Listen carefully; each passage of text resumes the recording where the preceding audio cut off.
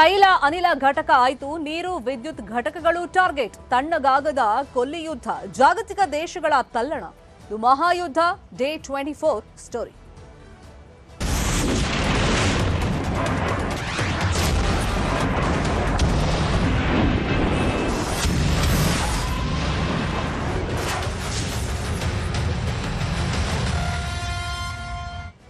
ಮಧ್ಯಪ್ರಾಚ್ಯದಲ್ಲಿ ಯುದ್ಧ ಆರಂಭ ಆದಾಗಿನಿಂದ Hormuz ಜಲಸಂಧಿಯನ್ನ Iran ತನ್ನ ಕಪಿಮುಷ್ಟಿಯಲ್ಲಿ ಇಟ್ಕೊಂಡಿದೆ. ಅದನ್ನ ಮುಕ್ತಗೊಳಿಸುವಂತ ನಿಟ್ಟಿನಲ್ಲಿ ಅಮೆರಿಕ ಸತತವಾಗಿ ಪ್ರಯತ್ನವನ್ನ ಪಡ್ತಾ ಇದೆ.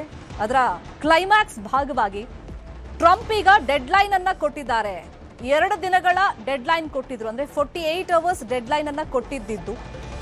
ಇದರಲ್ಲಿ ಈಗ 24 ಗಂಟೆ ಬಾಕಿ ಉಳಿದಿದೆ. ಶತ್ರು ದೇಶಗಳಿಗೆ ಹರ್ಮುಜ್ ಮುಕ್ತ ಇಲ್ಲ ಅಂತ ಇರಾನ್ ಈಗಲೂ ಹೇಳ್ತಾ ಇದೆ. ಇರಾನ್ನ ನೀರು ವಿದ್ಯುತ್ ಘಟಕಗಳ ಮೇಲೆ ದಾಳಿಯ ಎಚ್ಚರಿಕೆಯನ್ನ ಅಮೆರಿಕ ಕೊಟ್ಟಿದೆ.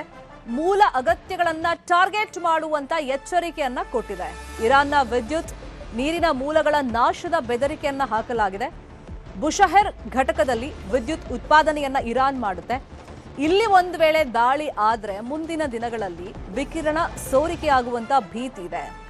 ಈ ವಿಕಿರಣಗಳು ಒಂದು ವೇಳೆ ಸೋರಿಕೆ ಆದ್ರೆ ಅದು ಇರಾನ್ ಹಾಗೇನೆ ಅಕ್ಕಪಕ್ಕದ ದೇಶಗಳಿಗೆ ಸ್ಪ್ರೆಡ್ ಆಗುತ್ತೆ. ನೀರಿನ ಘಟಕಗಳ ಮೇಲೆ ದಾಳಿ ಮಾಡಿದ್ರೆ ನೀರಿಗೆ ಇರಾನ್ ಭಾಗದಲ್ಲಿ ಹಾಹಾಕಾರ ಉಂಟಾಗುತ್ತೆ.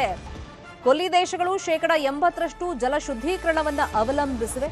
ಕುವೈತ್ 90%, ಸೌದಿ 70%, ಒಮಾನ್ 80% ಅವಲಂಬನೆಯನ್ನ ಹೊಂದಿದೆ. ಇಲ್ಲಿ ದಾಳಿ ಮಾಡಿದ್ರೆ ಕುಡಿಯೋ ನೀರಿಗೆ ಹಾಹಾಕಾರ ಶುರುವಾಗ್ಬಿಡುತ್ತೆ. ಅಮೆರಿಕ ಏನೇ ಬೆದರಿಕೆ ಹಾಕಿದ್ರೂ ಕೂಡ ಅದಕ್ಕೆ ಇರಾನ್ ಬಗ್ತಾ ಇಲ್ಲ, ಜಗ್ತಾ ಇಲ್ಲ. ತನ್ನ ಸಾಮರ್ಥ್ಯನ ತೋರಿಸ್ತಾ ಇದೆ, ಪ್ರತಿದಾಳಿಯನ್ನ ಮುಂದುವರೆಸಿದೆ. ದಿನೇ ದಿನೇ ಮಧ್ಯಪ್ರಾಚ್ಯದಲ್ಲಿ ಯುದ್ಧ ತೀವ್ರ ಸ್ವರೂಪವನ್ನ ಪಡ್ಕೊಳ್ತಾ ಇದೆ. ಇವತ್ತು 24ನೇ ದಿವಸ. ಇಷ್ಟು ತನಕ ಸಸ್ಟೈನ್ ಆಗುತ್ತೆ ಇರಾನ್ ಅಂತ ಹೇಳಿ ಅಮೆರಿಕಾನು ಭಾವಿಸಿರ್ಲಿಲ್ಲ, ಇಸ್ರೇಲು ಭಾವಿಸಿರ್ಲಿಲ್ಲ. ಈಗ ಹರ್ಮುಜ್ ಜಲಸಂಧಿಯಲ್ಲಿ ಹಡಗುಗಳನ್ನ ಬಿಡಬೇಕು, ಆ ಕೈವಶ ಮಾಡ್ಕೊಂಡಿರೋದನ್ನ ಫಸ್ಟ್ ಬಿಡಬೇಕು, ಅಲ್ಲಿರುವಂತಹ ಹಡಗುಗಳನ್ನ ಕಳಿಸಿಕೊಡ್ಬೇಕು ಆ ರಾಷ್ಟ್ರಗಳಿಗೆ ಅಂತ ಹೇಳಿ ಟ್ರಂಪ್ ಡೆಡ್ ಲೈನ್ ಅನ್ನ ಕೊಟ್ಟಿದ್ದಾರೆ. ಬಟ್ ಇದುವರೆಗೂ ಇರಾನ್ ಇದಕ್ಕೆ ಜಗ್ಗಿಲ್ಲ. 24ನೇ ದಿನವೂ ಕೂಡ ಇರಾನ್ ಇಸ್ರೇಲ್ ಯುದ್ಧ ಜೋರಾಗಿ ನಡೀತಾ ಇದೆ, ತೀವ್ರ ಸ್ವರೂಪ ಪಡ್ಕೊಂಡಿದೆ. ಇರಾನ್ನಲ್ಲಿ ಜನರನ್ನ ಗುರಿಯಾಗಿಸಿ ಅಮೆರಿಕ ದಾಳಿಯನ್ನ ಮಾಡ್ತಾ ಇದೆ. ಇರಾನ್ನ ಖೊರಮಾಬಾದ್ ಮೇಲೆ ಅಟ್ಯಾಕ್ ಅನ್ನ ಮಾಡಲಾಗಿದೆ. ಇರಾನ್ನ ನೀರಿನ ಪ್ಲಾಂಟ್ಗಳ ಮೇಲೂ ಕೂಡ ದಾಳಿಯನ್ನ ಮಾಡಲಾಗಿದೆ. ವಿದ್ಯುತ್ ಘಟಕಗಳು, ನ್ಯೂಕ್ಲಿಯರ್ ಪ್ಲಾಂಟ್ಗಳ ಮೇಲೆ ದಾಳಿಯನ್ನ ಮಾಡಲಾಗಿದೆ.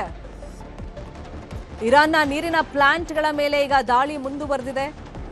ಜೊತೆಗೆ ಜನರನ್ನೂ ಗುರಿಯಾಗಿಸಿ ದಾಳಿ ಮಾಡಲಾಗ್ತಾ ಇದೆ. ವಿದ್ಯುತ್ ಘಟಕಗಳು ಈಗ ಮೂಲ ಸೌಕರ್ಯಕ್ಕೆ ಹೊಡೆತ ಕೊಡುವಂತ ಕೆಲಸವನ್ನ ಇಸ್ರೇಲ್ ಮತ್ತೆ ಅಮೆರಿಕ ಇರಾನ್ ಮೇಲೆ ಪ್ರಯೋಗ ಮಾಡ್ತಾ ಇದೆ. ಇದರಿಂದಾದ್ರೂ ಬಗ್ಗುತ್ತಾ ಜಗ್ಗುತ್ತಾ ಇರಾನ್ ಅಂತ ಹೇಳಿ ತನ್ನ ಕೊನೆಯ ಪ್ರಯತ್ನವನ್ನ ಮಾಡ್ತಾ ಇದೆ. ಡೆಡ್ಲೈನ್ ಅನ್ನು ಕೂಡ ನೀಡಲಾಗಿದೆ. ಈಗ ನೀರಿನ ಪ್ಲಾಂಟ್ಗಳ ಮೇಲೆ ದಾಳಿ ಮಾಡ್ತಿರೋದ್ರಿಂದ ಇದು ಕೇವಲ ಇರಾನ್ ಮೇಲೆ ಮಾತ್ರ ಎಫೆಕ್ಟ್ ಆಗಲ್ಲ, ಸುತ್ತಲಿನ ದೇಶಗಳ ಮೇಲೂ ಕೂಡ ಎಫೆಕ್ಟ್ ಬೀರುತ್ತೆ. ಪಾಕಿಸ್ತಾನದ ಮೇಲೆ ಕೊಲ್ಲಿ ಯುದ್ಧದ ಎಫೆಕ್ಟ್ ಬಿದ್ದಿದೆ. ಪಾಕಿಸ್ತಾನದಲ್ಲಿ ಪೆಟ್ರೋಲ್ ಡೀಸೆಲ್ ಬೆಲೆ ಏರಿಕೆಯನ್ನ ಮಾಡಲಾಗಿದೆ. ಪಾಕಿಸ್ತಾನದಲ್ಲಿ ತೈಲ ಬೆಲೆ 3 ಪಟ್ಟು ಜಾಸ್ತಿ ಆಗಿದೆ. 100 PKR ನಿಂದ 300 PKRಗೆ ಬೆಲೆ ಏರಿಕೆ ಆಗಿದೆ. ಜನ ಸಹಕಾರ ಕೊಡಬೇಕು ಅಂತ ಹೇಳಿ ಪಾಕಿಸ್ತಾನ ಈ ಸಂದರ್ಭದಲ್ಲಿ ಘೋಷಣೆಯನ್ನ ಮಾಡಿಕೊಂಡಿದೆ. ಅಂದ್ರೆ ಪಾಕಿಸ್ತಾನದ 100 PKR ಕರೆನ್ಸಿಗೆ ಭಾರತದ 33.54 ರೂಪಾಯಿ ಸಮ ಆಗುತ್ತೆ. ಅಂದ್ರೆ ಪಾಕಿಸ್ತಾನದಲ್ಲ ಈಗ ಸುಮಾರು ಲೀಟರ್ ಪೆಟ್ರೋಲ್ಗೆ 100 ರೂಪಾಯಿ ಆದಂಗಾಗಿದೆ. ಈಗ ಆಲ್ರೆಡಿ ನಿಧಾನವಾಗಿ ಎಲ್ಲಾ ರಾಷ್ಟ್ರಗಳಿಗೂ ಜಾಗತಿಕವಾಗಿ ಹೊಡೆತ ಬೀಳ್ತಾ ಇದೆ. ಪಾಕಿಸ್ತಾನದಲ್ಲಿ ತೈಲ ಬೆಲೆ 3 ಪಟ್ಟು ಜಾಸ್ತಿ ಆಗಿದೆ. 24ನೇ ದಿನವೂ ಯುದ್ಧ ಮುಂದುವರೆದಿದೆ. ದಿಢೀರ್ ಅಂತೇಳಿ ತೈಲ ಬೆಲೆ ಏರಿಕೆಯನ್ನ ಪಾಕಿಸ್ತಾನದಲ್ಲಿ ಮಾಡಿದ್ರೆ ಜನ ಕಂಗಾಲಾಗಿ ಹೋಗಿದ್ದಾರೆ, 3 ಪಟ್ಟು ಜಾಸ್ತಿ ಆಗಿರೋದ್ರಿಂದ. ಬಟ್ ಆಪ್ಷನ್ ಇಲ್ಲ, ಜನ ಸಹಕರಿಸಬೇಕು ಅಂತ ಹೇಳಿ ಪಾಕಿಸ್ತಾನ ಘೋಷಣೆಯನ್ನ ಮಾಡಿಕೊಂಡಿದೆ. ಪಾಕ್ ಮೇಲೂ ಕೂಡ ಕೊಲ್ಲಿ ಯುದ್ಧದ ಎಫೆಕ್ಟ್ ಬಿದ್ದಿದೆ. ಪೆಟ್ರೋಲ್ ಹಾಗೇನೆ ಡೀಸೆಲ್ ಬೆಲೆ ಏರಿಕೆ ಪಾಕಿಸ್ತಾನದಲ್ಲಿ ಆಗಿದೆ.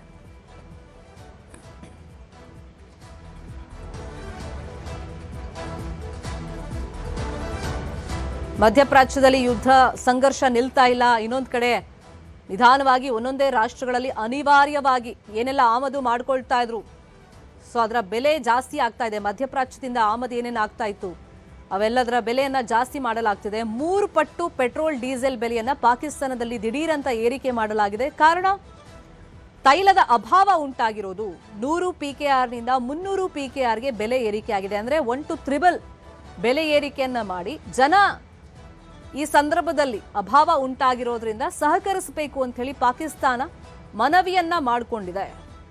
ಇನ್ನೊಂದು ಕಡೆ ಉದ್ದಟತನದ ಮಾತನ್ನ ಪಾಕಿಸ್ತಾನ ಆಡ್ತಾ ಇದೆ. ಒಂದು ವೇಳೆ ಅಮೆರಿಕ ಪಾಕಿಸ್ತಾನದ ಮೇಲೆ ಏನಾದರೂ ಟಾರ್ಗೆಟ್ ಮಾಡಿ ದಾಳಿ ಮಾಡಿದ್ರೆ ಭಾರತದ ಮೇಲೆ ದಾಳಿ ಮಾಡ್ತೀವಿ ಅಂತ ಹೇಳ್ತಿದ್ದಾರೆ. ಬಟ್ ಸದ್ಯಕ್ಕೆ ಅಭಾವ ಯಾವ ತರ ತಲೆದೋರಿದೆ, ಹೇಗದನ್ನು ನಿರ್ವಹಿಸಬೇಕು ಅಂತೇಳಿ ಪಾಕಿಸ್ತಾನಕ್ಕೆ ಚಿಂತೆ.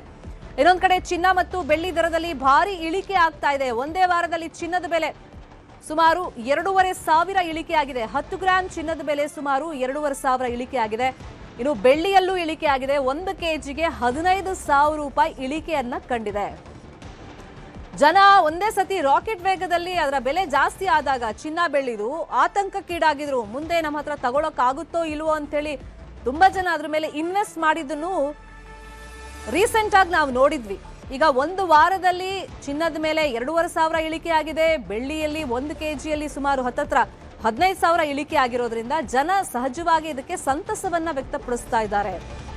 ಇನ್ನೂ ಕಡಿಮೆ ಆಗಬಹುದು ಅಂತೇಳಿ ಕೆಲವರು ನಿರೀಕ್ಷೆಯನ್ನ ಇಟ್ಕೊಂಡು ಕಾಯ್ತಾ ಇದ್ರೆ ಇದು ಸಕಾಲ ಹೆಂಗೋ ಕಮ್ಮಿ ಆಗ್ಬಿಟ್ಟಿದೆ, ನಮಗೆ ಬೇಕಾಗಿದ್ದಂತ ಚಿನ್ನದ ವಸ್ತು ಅಥವಾ ಬೆಳ್ಳಿ ವಸ್ತುವನ್ನ ನಾವು ಖರೀದಿ ಮಾಡೋಣ ಅಂತೇಳಿ ಜನ ಮುಗಿಬೀಳ್ತಾ ಇದ್ದಾರೆ. 10 ಗ್ರಾಂ ಚಿನ್ನದ ಬೆಲೆ ಸುಮಾರು 2,500 ಒಂದು ವಾರದಲ್ಲಿ ಕಡಿಮೆ ಆಗಿದ್ರೆ ಬೆಳ್ಳಿ 1 ಕೆಜಿಯಲ್ಲಿ 15,000 ರೂಪಾಯಿ ಕಡಿಮೆ ಆಗಿರೋದ್ರಿಂದ ಅಂದ್ರೆ ಭಾರಿ ಇಳಿಕೆ ರೀಸೆಂಟ್ ಡೇಸಿ ಕಂಪೇರ್ ಮಾಡಿದ್ರೆ ನಾವು.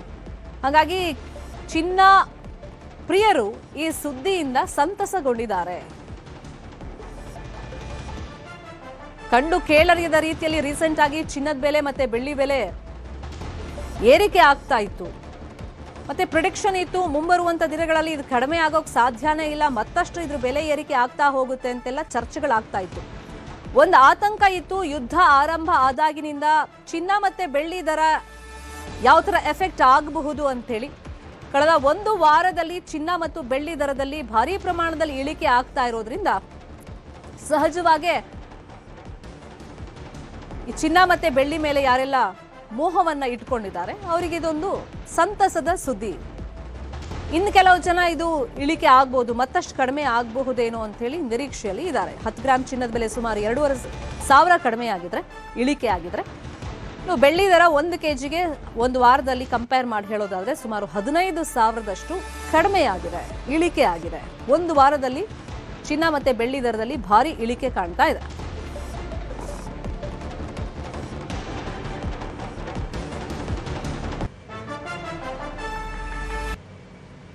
ಯುದ್ಧದಿಂದಾಗಿ ಸಾಕಷ್ಟು ವಿಷಯವಾಗಿ ಅಲ್ಲೋಲ ಕಲ್ಲೋಲ ಉಂಟಾಗಿದೆ. ಒಂದ್ ಕಡೆ ಅಡುಗೆ ಮಾಡಕ್ಕೆ ಗ್ಯಾಸ್ ಸಿಲಿಂಡರ್ ಸಿಗ್ತಾ ಇಲ್ಲ ಅಂತ ಜನ ಆತಂಕಕ್ಕೊಳಗಾಗಿದ್ದಾರೆ.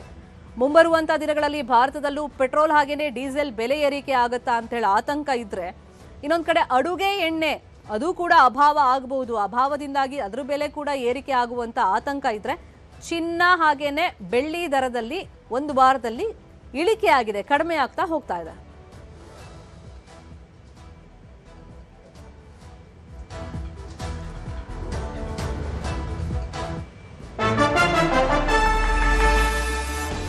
ಇನ್ನು ಮಹತ್ವದ ಬೆಳವಣಿಗೆ ಒಂದರಲ್ಲಿ ಮಧ್ಯಾಹ್ನ 2 ಗಂಟೆಗೆ ಲೋಕಸಭೆಯಲ್ಲಿ ಪ್ರಧಾನಿ ಭಾಷಣ ಮಾಡ್ತಾರೆ ಅಂತ ಮೇಜರ್ ಅಪ್ಡೇಟ್ ಲಭ್ಯವಾಗ್ತಾ ಇದೆ. ಕೊಲ್ಲಿ ರಾಷ್ಟ್ರಗಳಲ್ಲಿನ ಯುದ್ಧದ ಎಫೆಕ್ಟ್ ಬಗ್ಗೆನೆ ನರೇಂದ್ರ ಮೋದಿ ಅವರು ಭಾಷಣ ಮಾಡ್ತಾರೆ. ಭಾರತದಲ್ಲಿ ಉಂಟಾಗಿರುವಂತಹ ಏರುಪೇರುಗಳ ಬಗ್ಗೆ ಮಾಹಿತಿಯನ್ನ ಕೊಡ್ತಾ ಹಣದುಬ್ಬರ ಬೆಲೆ ಏರಿಕೆ ಬಗ್ಗೆನೂ ಕೂಡ ಮೋದಿ ಭಾಷಣ ಮಾಡುವಂತ ನಿರೀಕ್ಷೆಗಳಿದೆ. ಗ್ಯಾಸ್ ಅಭಾವ, ಇತರೆ ಸಮಸ್ಯೆಗಳು ಯುದ್ಧದಿಂದಾಗಿ ಏನಾಗ್ತಾ ಇದೆ ನಮ್ಮ ದೇಶದಲ್ಲಿ, ಕೇವಲ ಸಮಸ್ಯೆಗಳ ಅಷ್ಟೇ ಅಲ್ಲ, ಅದಕ್ಕೆ ಪರಿಹಾರ ಏನು ಬೇಕು ಅದ್ರ ಬಗ್ಗೆನೂ ಕೂಡ ಮಾತನಾಡ್ತಾರೆ ಅಂತ ಹೇಳಿ ಮಾಹಿತಿ ಸಿಕ್ಕಿದೆ.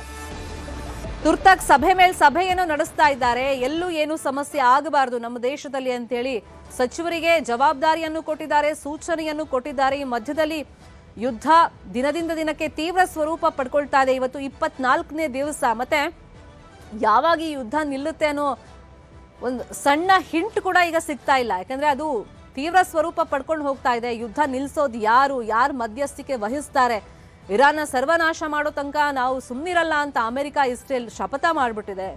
ಈ ನಿಟ್ಟಿನಲ್ಲಿ ಯುದ್ಧ ಇನ್ನೆಷ್ಟು ದಿನ ಮುಂದುವರಿಯುತ್ತೋ, ಇನ್ನು ಮುಂದಿನ ದಿನಗಳಲ್ಲಿ ಏನೆಲ್ಲ ಸಂಕಷ್ಟವನ್ನ ನಮ್ಮ ದೇಶ ಎದುರಿಸಬೇಕಾಗುತ್ತೋ, ಸೊ ಈ ನಿಟ್ಟಿನಲ್ಲಿ ಈ ಬಗ್ಗೆ ಮಾಹಿತಿಯನ್ನ ಇವತ್ತು ನರೇಂದ್ರ ಮೋದಿ ಅವರು ಕೊಡ್ತಾರೆ. ಲೋಕಸಭೆಯಲ್ಲಿ 2 ಗಂಟೆಗೆ ಭಾಷಣ ಮಾಡ್ತಾರೆ ಅಂತ ಹೇಳಿ ಮಾಹಿತಿ ಇದೆ.